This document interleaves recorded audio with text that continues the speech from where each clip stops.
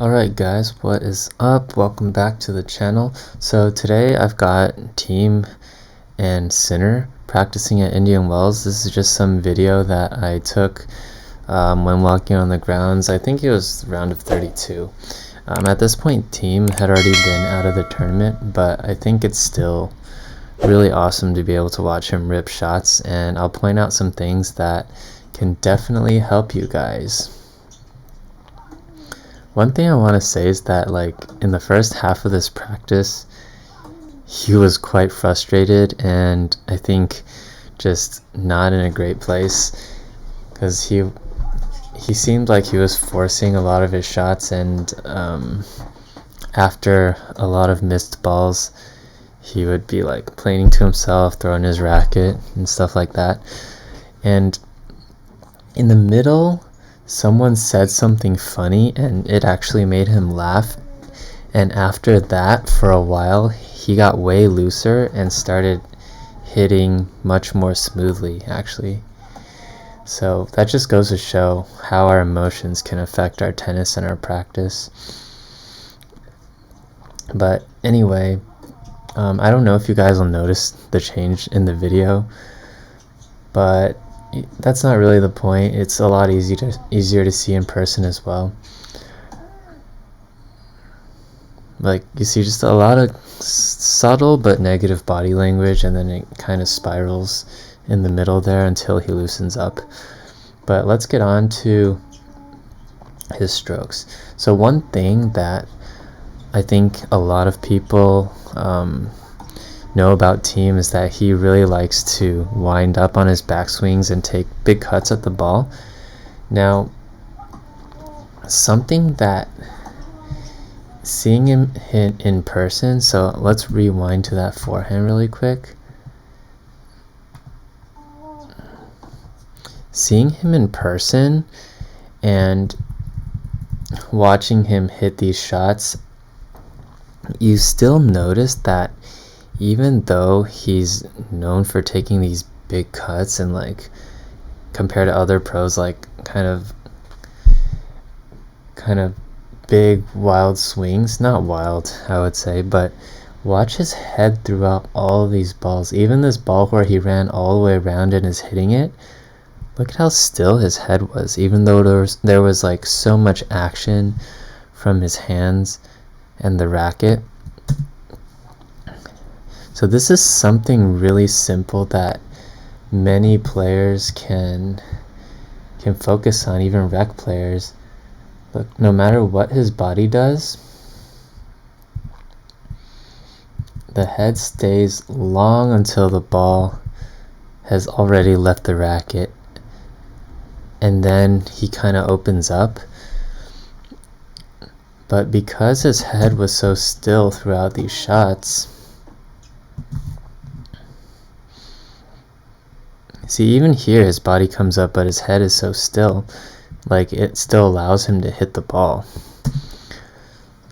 And it just, like, this is just something that anyone can do, and it will increase your chances of hitting the ball in the center of the racket and having all your power transfer, because your head's not pulling your entire body off of the axis of your swing. So I just thought it was something cool to point out, because I think Thiem is a player that takes pretty big cuts at the ball, and he's kind of known for like standing back and really ripping. So there's like a lot, it can be perceived with a lot of movement, but the head being still is something that is present in almost like every single professional player.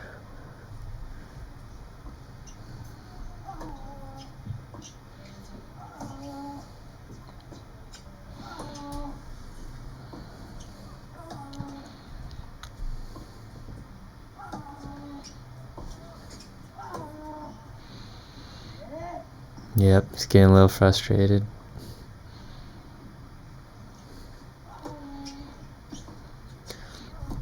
Watch his body transfer on his one-hander.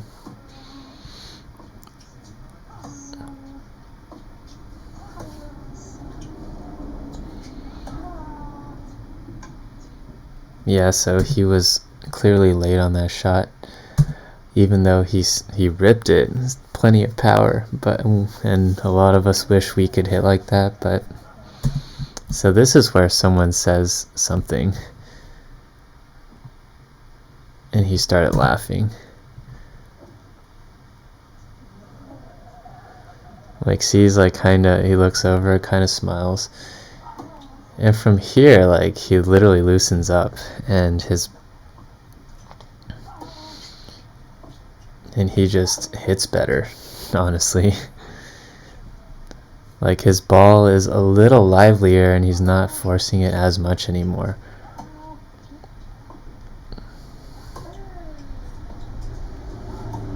Like, over video it's kind of hard to tell, but in person it was clear that his muscles had relaxed, even just a little bit. And for a couple minutes his practice was much better.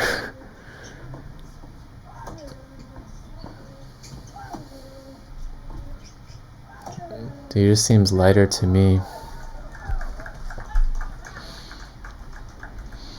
And honestly, I think Thiem, I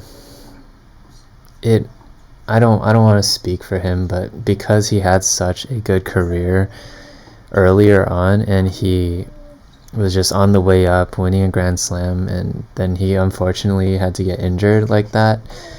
He's like trying to find his groove against the top players again. There might be just a lot of pressure and the sense of like, I'm running out of time, you know. So sometimes you gotta just take a step back. And I'm not saying this is his exact situation, because what do I know, right? But sometimes take a step back, take a deep breath, and go from there, you know. Like, butting your head through everything is not always the best way to go, and it's not always going to work. There are some times where you grit your teeth and go, but other times you do need to take a deep breath. But anyway, I wanted to look at this shot. So you're going to notice that ball's far from him, right?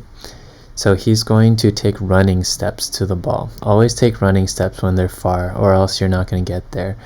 Notice that you can still turn your shoulders even as you're running forward. This is a mistake that so many people make. Okay, so let's see this in real time again. And then let's see this in slow-mo.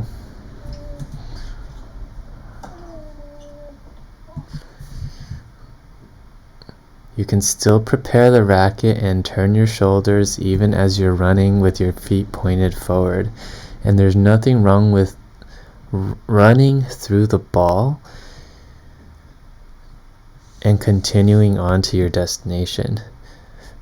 You don't always have to stop, because some balls it's impossible to stop on. If he had tried to stop there, it would have been really awkward. And one other thing I want you guys to notice is that his head stays still through the entire shot, even though he was running pretty far distance to get to that ball. And that just increases the chances that you're going to see the ball well and hit the middle of the strings, especially on a ball that you have to cover to get it back down in the court.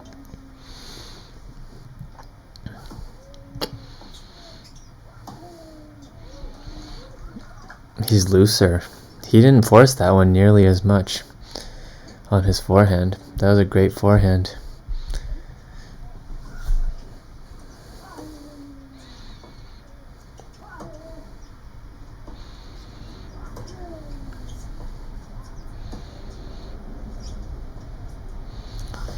So yeah, like when the ball is going this speed, subtle things can change so much, like can change the outcome of your shot, including your emotions and your muscles being slightly tighter. That's why, like, sometimes it'll look like someone's winning by a lot and cruising, and then it gets a little tight, and then it's like they break down, and people wonder, wait, why can't he just go back to how he was playing before? the margins are just so small in pro tennis. He was late on that. He didn't like that shot. And like everyone thought it was good, but yeah, he was late. Just look at his body language. But then you see, like obviously these guys, even when they are tight and when they're not playing their best or sluggish or whatever the reason might be, they still hit better than like 99.9% of us, because it's drilled into your muscle memory. And that's what being a pro is all about, like having a really high floor versus having a really high ceiling, because the margins are so small. If your bad day like is not as bad, you're gonna win more matches, just because being a pro is more about being consistent in your wins rather than just having like one really good win and then losing the next round. Because to get the points, you have to win. You have to get far in tournaments, and that's how you get prize money.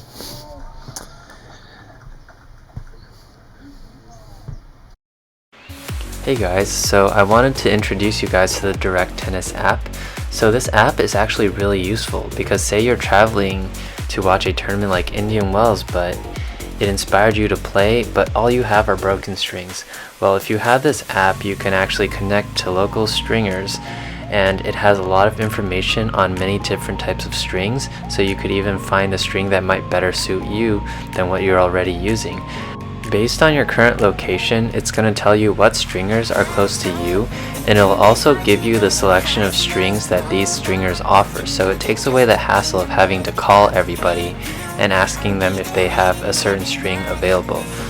I highly recommend you guys go check it out, whether it's an emergency and you need your string strung right away, or if you're just traveling and you need to find a reliable stringer.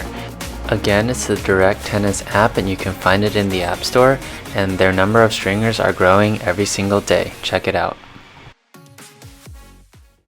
So now we have Sinner, and sorry that I could only get far side because there's a court right behind him, and I couldn't videotape him from behind. But something that I really wanted to talk about with Sinner is, if you notice him hitting through this entire section, he doesn't ever let the ball dictate where his body goes. He's literally a machine, like when it comes to just being there and turning and using the pace, whether it's like using the pace of the ball or accelerating himself. This guy is a machine with his positioning. Does not let the ball push him around one bit. And you can see his head and his body are so like still and efficient that like even if the ball lands deep, he still has a good chance to hit it really well. And when he changes directions to go down the line, like that right there, it's so smooth and effortless, like it almost looks like it's going to be the exact same shot. So you want to imagine that there's like a stake going through the top of your head through you, and you're just rotating on that axis and not letting your body, like your upper body, fly everywhere as you hit. Like that's Sinner's like balance and lower body strength. It's crazy. And the thing is, he makes it look so easy that people don't notice because of how simple it is. Like being able to stay where you set up and just hit your swing is such a big asset in tennis, because it means you're always going to be able to swing how you were intended to, instead of having your body pull your racket in places that you didn't want your racket to go. Therefore, everywhere you're imagining your racket face, anywhere you imagine your racket face going, what's actually happening is actually matching your imagination, because those external factors aren't pulling your racket away. And that's like the magic of watching Sinner hit. Like on TV even, it's super obvious, but watching in person, you know, and hearing the sound of the ball is just amazing. Sinner's backhand is one of my favorite backhands on tour, just because of how simple it is, and he has I would say he has a lot of range of motion and looseness on his wrist that you don't see from a lot of players these days, because it's so simple. He just has his racket back and not even that high, and just drives and hits through the ball every time. But you're gonna see a lot of people with like a really cocked up wrist, which a lot of people try to copy, but honestly, I think a lot of rec players would just do better copying Sinner's backhand. Like, get your racket in position and just turn, you know, because this really allows him to keep really get the contact wherever he wants, and his backhand down the line changing directions is insane because of this. And you'll see good backhands like Zverev, he'll have it way up, but you really need the racket head speed to get it down, unload, and hit. So I would say that the average rec player does not have that hand speed, and racket control. So give this a try, guys. Just turn and set your racket where it needs to go on your backhand. Like, it's obviously really effective, and he really doesn't have an issue generating power or counterpunching with it. I've tried this a couple times and it's felt really good. I'm just not used to the angles, and when I play a match I'll just go back to being tight really quick because I don't practice it at all. But the few times I've tried it, man, it felt really good. So those are the two things that you want to take away from Sinner, from this practice at least, because you can't see it too closely because I couldn't get a good enough video, so I'm sorry about that. But yeah, I think that's a lot of good stuff that we can learn from the pros, just from these practices and these clips. So I hope you guys enjoyed. And again, it's raining in SoCal and it's seriously depressing. Like, I don't get how people live in states or places where it just rains all the time, because it's seriously affecting me mentally. Anyway, tomorrow it's not going to rain, so I'll be back out there and happy. But I hope you guys enjoyed, and I hope you guys learned a lot. Again, don't forget to like and subscribe, and have a good day. As always, peace out.